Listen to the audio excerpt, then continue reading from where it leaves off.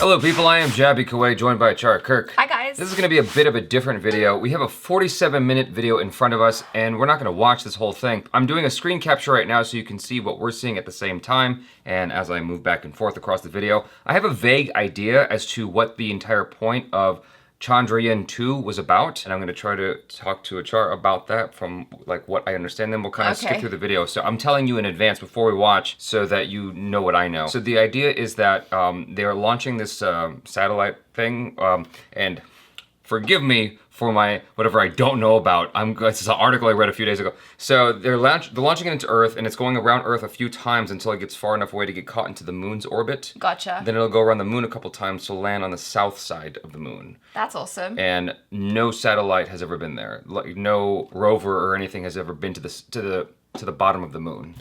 So wow. India's literally exploring unexplored territory right now. That's awesome. Oh, I mean, if the mission is successful. So it's the whole thing, from what I recall, is about 45 days. I Googled it like when it happened, and I read about it as quick as I could before I had to get back to other things. Anyway, to say the least, it's exciting to explore other parts of the moon that have yet to be explored. People forget how big the moon is. It's a quarter of the size of the Earth. So it's quite large, you know? Okay, yeah. There's a lot of unexplored area, and India's gonna be there.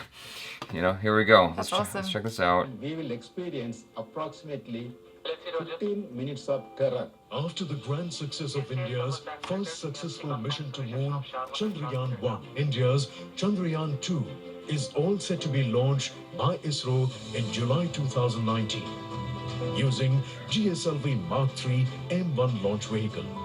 This three-stage rocket is the heaviest vehicle built by ISRO and has been selected for India's prestigious moon mission due to its reliability, versatility, and payload carrying capability of 4,000 kg, weighing around 3,850 kilograms. I think this is great. This is so funny to me because I feel like this screen is a recording of a screen, and so this is what you're watching of us is a screen recording of a screen recording of a screen recording. Once in lunar orbit, Chandrayaan will deploy Vikram, which will make precise, safe, and soft landing on the moon by September 2019. On landing, the rover Pragyan will deploy to perform mobility and scientific experiments on the lunar surface. So, yeah, so earlier I said satellite, I meant rover. That's what I meant to say. Like, my terminology is screwed up sometimes, I apologize. The rocket will inject Chandrayaan 2, the 170 by more than 38,500 kilometers Earth orbit. Subsequently, following it's got to go around the Earth several times. Of 5 Earth burns. Its orbit will be raised to 1,05,292 kilometers.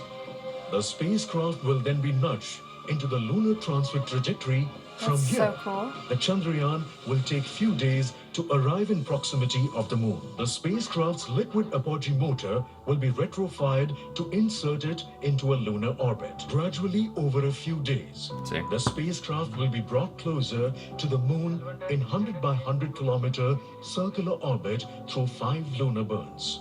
While the orbiter will continue in this orbit, Vikram will separate and deboost to 100 by 30 kilometers lunar orbit. See, this is interesting to me because it's all about efficiency.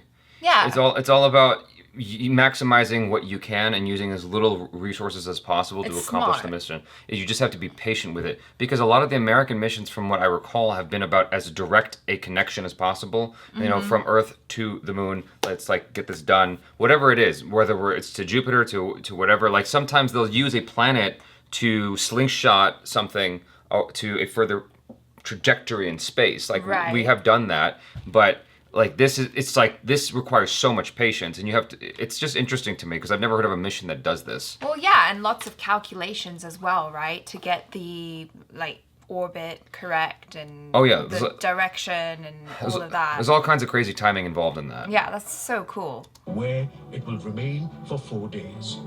On the 4th day, optical high-resolution camera payload OHRC onboard orbiter will be turned on to scout for a suitable landing site in the lunar South Pole region. And so, one thing I forgot to tell you was it's supposed to last like a full moon day, which is 4 Earth days. like the whole mission, like once it finally lands, is going to last four Earth days or something like that. The images taken will be transmitted to Earth and processed, after which the landing site map will be uploaded in Vikram prior to its powered descent phase and gradually begin its descent. Cool.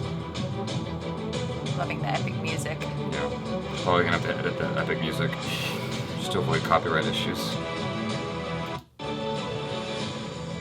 Once Vikram lands, the rover Pragyan will deploy and start collecting information on lunar topography, mineralogy, elemental abundance, lunar exosphere, and signatures of hydroxyl ions and water ice. The mission life of orbiter is 1 year, and that of Vikram and Pragyan will be 1 lunar day, which approximately equals 14. Oh, 14. Wow. I said 4. 14 is what I'm. Okay. Off by 10. Close enough. The number 4 was in there. On yet unexplored lunar surface and open up possibilities of using the moon as a platform for further exploration of the solar system and beyond. India reiterates its prowess in space technology and its commitment to humanity.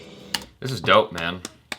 This is dope. Very cool. Yeah. 4, 3, 2, 1 और ये वो वक्त जब launch हुआ चंद्रयान 2। समय आप screen पे देख रहे हैं 2 S-200 रॉकेट दोनों का प्रज्वलन हो गया है और उससे 640 टन वाले मार्क 3 रॉकेट नौगन को ऊपर की ओर लेके जा रहे हैं।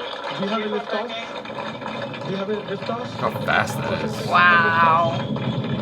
This must be like really hot. Cameraman's having a hard time getting And up. noisy. Where'd it go? It's gone in space now. That's it. This is super, super cool. It makes me really happy what India's doing here. It's just interesting because India's like, well, that hasn't been done yet. Let's do that. Yeah. You know?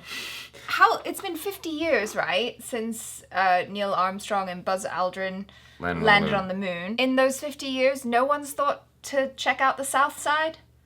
It's not about thinking whether or not to do it. It's about the funds. It's a very expensive ordeal to go to the moon. Well, what's NASA been doing this whole time? Going other places. I mean, they went to Jupiter. They went to Saturn. Like they've gone to other places. Right. So Voyager 1 has left the solar system. They're like, okay, Yeah, we're checking out other places, and India's like, you know what? There's something close by that would actually be a very good platform to enable humans to go further in space exploration. So why don't we explore that? Well, that makes no, sense. you're absolutely right. I mean, there's different things going on, right? I mean, I think India's also planning a mission the other direction as well, towards Venus or Mercury. I don't know why, but there's something about that. And one of the next things for India in the next 10 years, I believe, is putting, Indian astronauts into space. And That's whatnot. awesome. Don't quote me on any of this. This is like all kind of something I read really quickly and I'm trying to regurgitate it real fast. Opening up the conversation to you guys in the comments. I'm sure many of you will school me. Yeah. But this is like stuff I was quickly kind of gathering over the past couple days. To what you're talking about, like there's two mindsets. There's the Elon Musk mindset and then there's the other one. And the Elon Musk mindset is get us to Mars as fast as possible. Elon Musk's whole thing is he himself wants to go to Mars and die on Mars. Why? Like, not go there to die, but like he wants to live out the rest of his days over there.